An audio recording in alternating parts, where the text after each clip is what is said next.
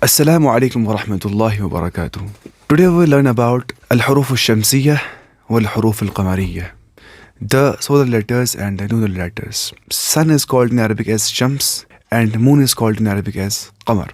Now we have sun letters and moon letters. In Arabic, sun letters are 14 and moon letters are 14 out of 28 consonant letters in Arabic. We have ta, tha, dal, zal, ra, za, sin, shin, sad, dad, ta, va, lam, noon. These are al-huruf al-shamsiyah or solar letters.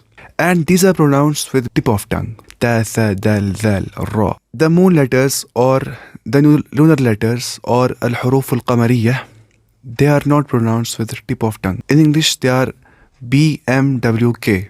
B, M, W, and K. These are moon letters. But in Arabic, they are alif, ba, jim, ha, kha, ain, ghain, fa, qaf, kaf, mim, waw, ha, ya. So here there is no rule of tip of tongue. Now what is the rule? The rule is, the distinction is only pronunciation of words starting with these letters when prefixed with al. So when al is prefixed, here the distinction starts. Do you have to pronounce the lam of al or not? If there is huruf al-shamsiyah after al, then the lam will not be pronounced. You know why? Because lam is also from huruf al-shamsiyah, and in articulation of lam, tip of tongue is involved. And if we will pronounce the letter after pronouncing lam of al, then we are pronouncing two letters with the tip of tongue. So here there will be a hindrance in influency.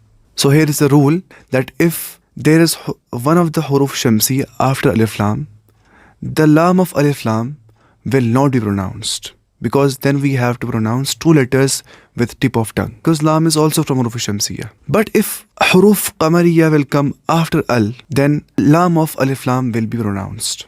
Then lam of alif lam will be pronounced, because huruf qamariyah are not pronounced with tip of tongue, but lam is pronounced with tip of tongue. Let's give some examples. We will say al-abu, which means the father. Al-babu, which means the door. Al-jannatu, which means the garden. We are not saying a-abu. No, we are not saying ab-babu. We are saying al-babu.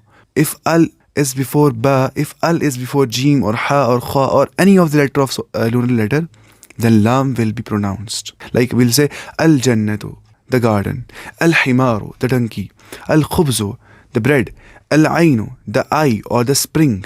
It has two meanings. Al-qamaru, the moon. Now, if there are huruf shamsi, the lam will not be pronounced. The definite article al, its lam will not be pronounced. What happens here is that when al is prefixed to a noun beginning with a solar letter, the lam of al is assimilated to the solar letter.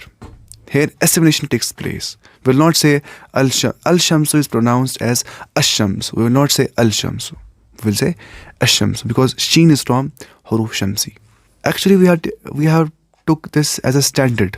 Here is a contrast between the two, the sun and the moon. So qamar means moon and shams means sun. So here is qaf and here is sheen. So in this way, there is some contrast in it to simplify this classification of letters.